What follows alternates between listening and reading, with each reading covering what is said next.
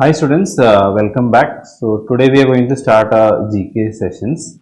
So the first topic that we are going to discuss is from our modern history. So as you know, from 1857 we had the freedom struggle in the sense has started. The first sort of a mode of independence struggle has basically started from 1857. So through there, we know we had some of the important movements that finally led to our independence. So what we are going to do today is take on a few movements which are very crucial for our exams as well, and we are going to discuss that movements in detail so that we get a clear picture of the topic first. Okay, so you if and so that topic is coming in our exam, which it most probably will be. That will make your understanding easy about the topic. Okay, so first we are going to start with the salt Satyagraha. Otherwise, as we know, it is called Dandi March. Okay, so as you know, this Dandi March or salt Satyagraha. So what we are going to do is why did this started, or what is basically the background of this movement basically. So we're just reading it out. It's been told that Gandhiji's deadline to the Viceroy of India at that time, that person was Lord Irwin. Okay, so that is an important thing that you need to remember, that at that point of time, Lord Irwin was the Viceroy of India. So he was Viceroy for 1926 to 31. Okay, so in which he stated that the minimal demands had been neglected and the only alternative option forward was civil disobedience. Okay, so Gandhiji had given a deadline because this at that point of time the Viceroy of India was, as we said, was Lord Irwin. So he had neglected all the things that Gandhiji had told, and he had also given Gandhiji basically had given a deadline for him, but things didn't change, so that led to the civil disobedience movement. Okay, so now if we just going to the features, or what all features were there in this salt Satyagraha or Dandi March, if we just going it through, the first point was that the Satyagraha is also known as we know as Salt March or Dandi March, which was a pivotal act for non-violent protest against the British salt monopoly and tax. It featured several distinct elements that set it apart from the previous movements. Okay, so as we know, this was basically against the taxation of the British rule or the British government at that point of time. So as we know, as we saw the background of this Satyagraha, British government had what basically they are doing. They were putting on taxes for each and everything. And as we know, salt was basically a necessity or a basic need of a human being at that point of time, or today as well it is. So for that basic thing as well, here they had put on a higher tax. So that's why Gandhiji or that the committee had decided to take this as item as a basically take this item as a thing for the civil disobedience movement or this salt satyagraha. Okay. Now, if we go through the primary feature here, the primary feature of the salt satyagraha was it was a symbolic act of defiance against the British monopoly on salt. Okay, by producing salt from seawater at Dundee, Gandhiji directly challenged the unjust laws. So basically, the primary feature, as we just read out, so the salt, as we just said prior to this, it was taken out from the seawater at Dundee. Dundee, as we know, is in a place in Gujarat. So basically, that led to that. From that aspect, Gandhiji was basically trying to challenge the laws of this British government at that point of time. Okay. Now, Gandhiji's leadership was instrumental in both conceptualizing and execution of the march. So, Gandhiji basically was the pivotal person for making this march, for starting this march as well.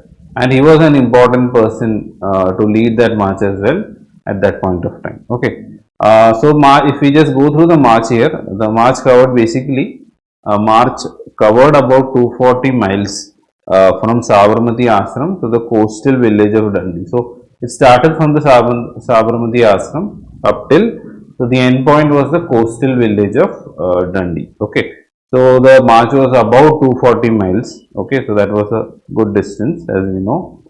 So it mobilized numerous supporters and gathering widespread public attention as well. So basically, during this movement, numerous supporters were there to support Gandhiji in this movement, and that also that widespread public's attention as well. Many people were able to know that this sort of movement was there, and many people had joined as well. So as you know, if a movement has to be a success, people have to gather around. Okay, if the people are coming in numbers, then only the movement will basically succeed. So the starting of this movement really was a success because people came to know about this. It had gained attention as well. So from that aspect, this movement obviously was a success. Okay. Now moving on, the protest also included participants from various strata of society, that included men, women, and children. Okay, so not only men, women, and children also had joined from the different parts of the society. So that was an important thing, and it also inspired similar protests across the country. Okay, so not only this from this Sabarmati Ashram to Dundee, it also made sure that in various parts of the other country, this similar movement had also taken a fire. Okay.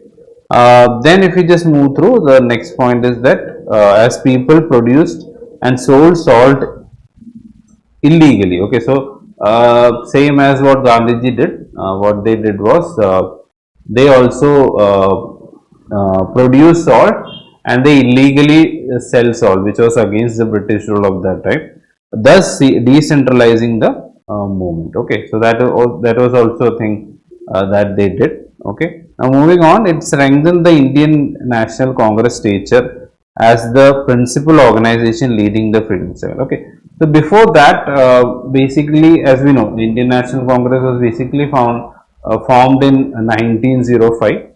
But before this march, basically they were not the principal organization, or they were not the main sort of an organization who was leading the independence. Okay, but after this movement, it made sure that this sort of organization was leading India towards the independence.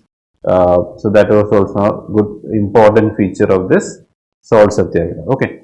Now moving on, what all happened in salt satyagraha? Now that is what we are going to discuss. That is a course of salt satyagraha. Okay. Now as if we're just going through the dates now. So the salt satyagraha begin with the iconic Dundee March. Okay, that's basically started from, as we can see the date, it is March 12th, 1930, where Gandhiji and his followers walked, as we just discussed, 240 miles from Sabarmati Ashram to the coastal village of Dundee. Okay. Now upon reaching the coast on April 6th, so they started from March 12th, 1930, and they reached the coast by April 6th, where Gandhiji symbolically broke the British law by making salt from seawater. Okay, so that was basically banned from, that was against the law of the British rule. So basically what Gandhiji did was breaking that law on that date, that particular day. Okay, now on March 2nd, 1930, Gandhiji apprised Lord Irwin about his plans. Okay, so Lord Irwin, as we just discussed before, he was a viceroy at that time. So Gandhiji basically had given an idea to Lord Irwin what he was going to do. Okay. Now, if we just going through the dates, now on March 12, 1930, he decided to take the allegations of the individuals from his ashram, delegation of individuals from his ashram in Sabarmati on a streak across the Gujarat's countryside. Okay, so basically he didn't walk alone. He had a delegation of people who started from Sabarmati Ashram across the Gujarat's countryside. Okay. Now he would breach the salt law by making salt from the salt water once he arrived in the coastal settlement of Dundee. So as we just discussed, he basically broke the law from law in Dundee. Okay. Now alongside 80 of his supporters, so almost 80 supporters were there with him. Gandhiji began the march as scheduled. Okay, so he had started the march as he had just given an idea to Lord Irwin as well. So almost 80 supporters were there with him from the when he started from Sabarmati Ashram till Dundee March. Okay. Now they were given explicit orders not to use non-violence in any manner. Okay. So that was an important thing which Gandhiji made sure that prior these movements as well, the main issue was that people were using non-violence. So that led to the failure of many of the movements. Okay, so Gandhiji made sure that his supporters knew that they shouldn't use non-violence in any manner. Okay, so that as you know that would impact the movement as well. So he made sure that his supporters knew that non-violence is not a sort of thing that they have to use during this march in any situation. Okay. Now, day by day, as we said, they started from, as we discussed, from March 12, 1930, and day by day, additional people joined him. As at the start, it was only 80, but as we just discussed, people came to know, and they added to this movement. Okay, now they joined them until they arrived in Dundee on March 5th, 1930. So from March 12th, 1930 to up to April 5th, people joined day by day and it became a mass success as we just discussed before. Okay. Now this march was attended by around 50,000 individuals at that moment. Okay. So approximately 50,000 people had attended this or joined this march. So as we just discussed, it started with only 80 people, but it ended up with around 50,000 supporters on April 6th. Okay. Now Gandhiji defined the salt ban by producing salt on the dawn of April 6, 1930, and a large number of individuals accompanied their footsteps. Okay, so basically he had broken the law on the dawn of April 6, 1930, and he had, as we discussed, a lot of supporters as well at that point of time. Okay. Now we are going to discuss what is the impact of salt satyagraha. What impact did salt satyagraha as a whole did to the at that point of time. Okay. Now we are just discussing salt satyagraha was a powerful symbol of non-violent resistance. Okay. It also inspired a million of Indians to join the movement and take part in acts of civil disobedience against the British government. Okay, so basically the salt satyagraha was a good or an important or a powerful symbol to just show that protests could be did in a non-violent way, and it also was able to gain an attention of a large number of people. So that as a way also made this salt satyagraha success. Okay. Now the second point, if you just looking through, is the salt satyagraha played a crucial role in fostering a sense of unity among Indians of different backgrounds. It became a unifying force in the fight against the British imperialism, and it served as a catalyst for the growth of Indian nationalism. Okay, so as we know, the main issue with at that point of time with every movement was that the unity was missing between. Okay, because as we know, India is a diversified country now as well. So in that 19 not in that particular period in 1930s as well, the unity was a big factor. Okay, so this movement basically did was try to unify the people and brought a sense of nationalism in the hearts of people as well. So that from that aspect as well, this movement created a positive impact. Okay. Now the next point is that Salt Satyagraha was led by Mahatma Gandhi and was supported by the Indian National Congress. Okay, the movement strengthened the Congress Party's position as the leading political organization in the struggle for independence. Okay, so as we discussed, because this movement was supported by Indian National Congress, that made this party or this organization as a front runner or the main sort of an organization in the struggle of India's independence. Okay, so that also boosted this party's sort of a position before this march and after this march. Okay, now the Salt Satyagraha showcased the power of non-violent resistance as a means to challenge the oppressive regiments. Okay, it demonstrated the effectiveness of peaceful methods of achieving the political goals. It inspired future leaders and movements across the world. Okay, so Salt Satyagraha also showed that non-violence is also a good method or a better method to oppose the laws or the government at that point of time. Okay, so that made sure that because before this, many of the movements were based on a violent. Okay, because there the main aspect was violence to try and get their aim.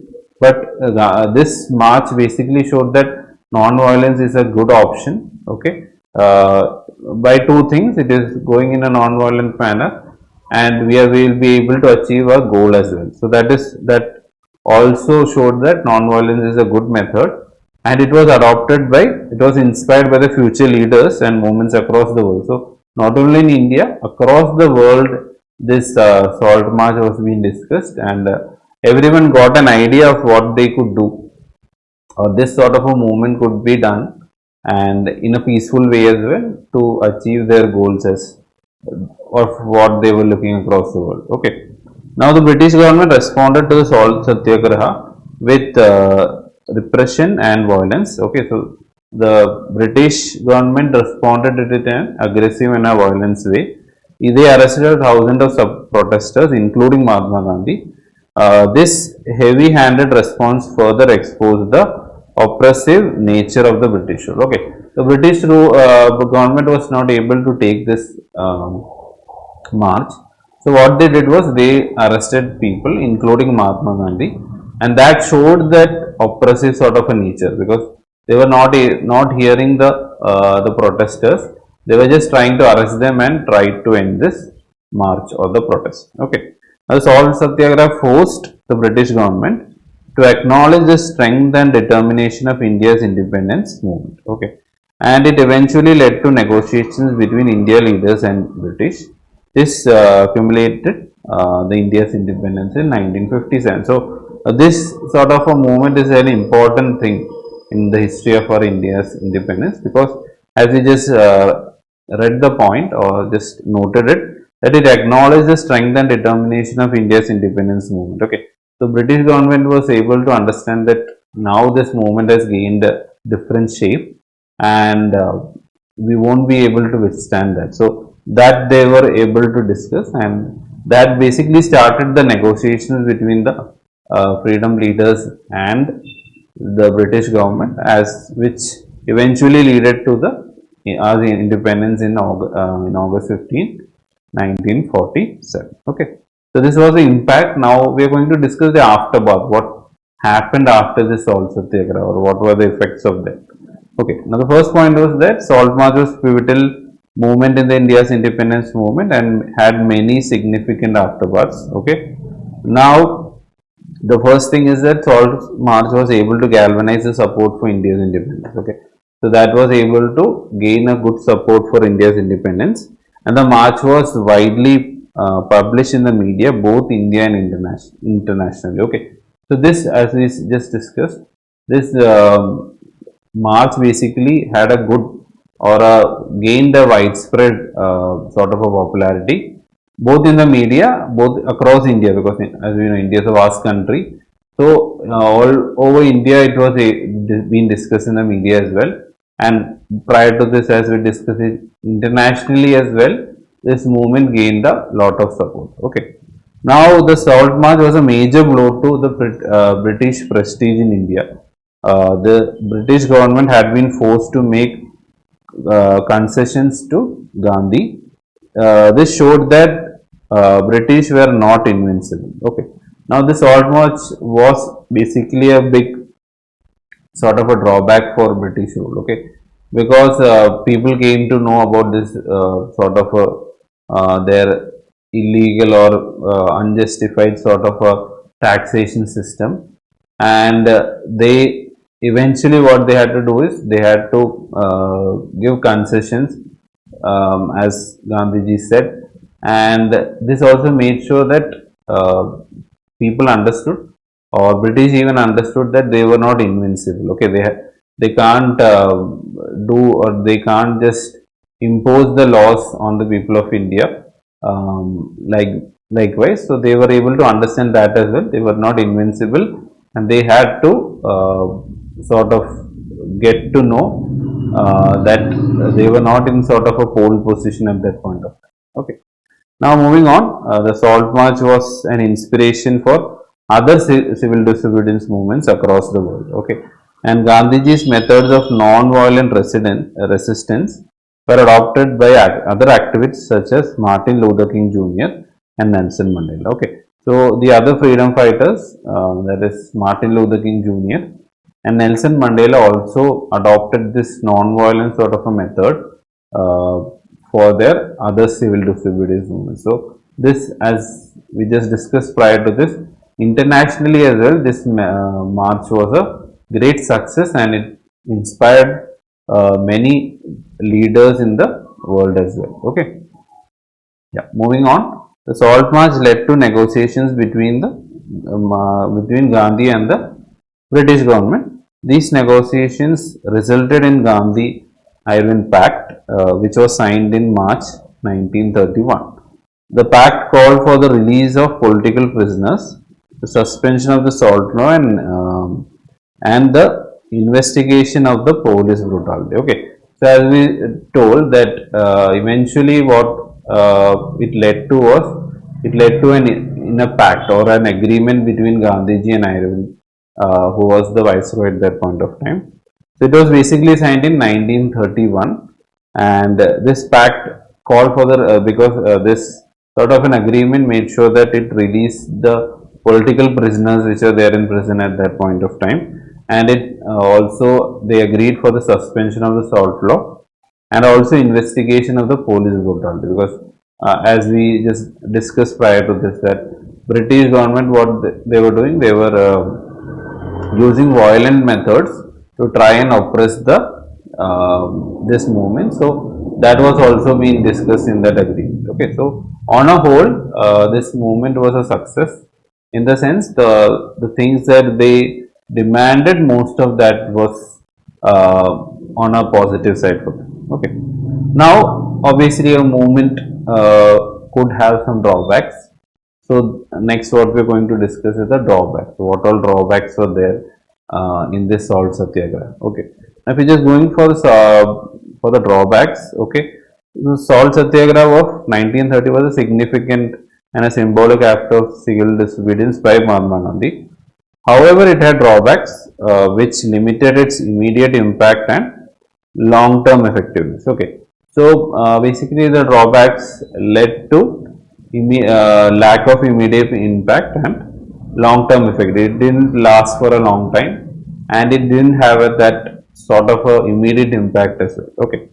Now, if we just going through the other points, it also didn't bring a substantial economic dispersion to British rule. Okay, so economically, British government was not sort of impacted by that, and the production of sailor salt were not as economically impactful as other trades, limiting to immediate economic pressure on the colonial government. Okay, so basically, as we said, salt didn't basically affected their economic sort of a situation at that point of time. So that was a drawback of salt satyagraha. Okay, now as we said, despite the non-violent approach, the movement was led with several repressions by the British authorities.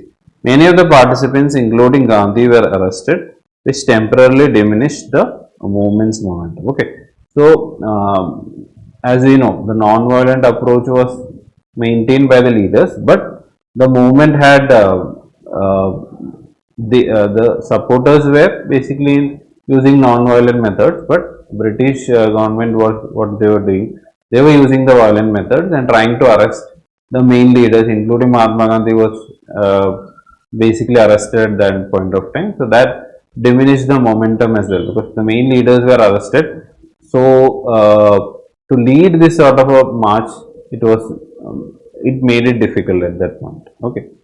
Now moving on to the other point, although the Salt March grew significant urban participation and media attention, rural India, which constituted the majority of the population, saw relatively limited direct engagement.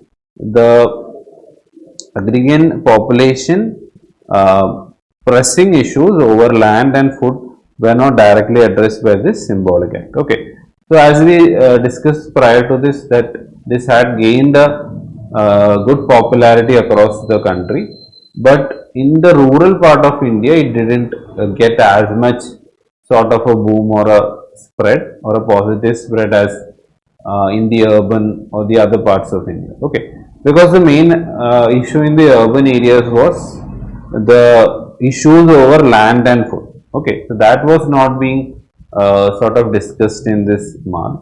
So that eventually led to a drawback or this sort of a march was not as successful in the rural part as in the urban part. Okay, so that was also a drawback there. Going to the other point, the immediate results of Salt Satyagraha were not substantial as a symbolic achievement. The British government did not make any significant policy changes regarding the salt tax or the other repressive immediately following the campaign. Okay, so the British government didn't try to suspend the salt law and all. So basically, immediate impacts were not seen of this salt satyagraha. So that was also a drawback. Moving on to the other point, while the campaign garnered the international attention, okay, and sympathy for India's independence struggle, it did not immediately translate into international policy pressure on the British government. Okay, so as we discussed, it had gained an international impact, or internationally people were able to know about this sort of a movement, but that didn't translate into this political pressures from across the world. Okay, so that was also a drawback when we discuss about this salt satyagraha. Okay, now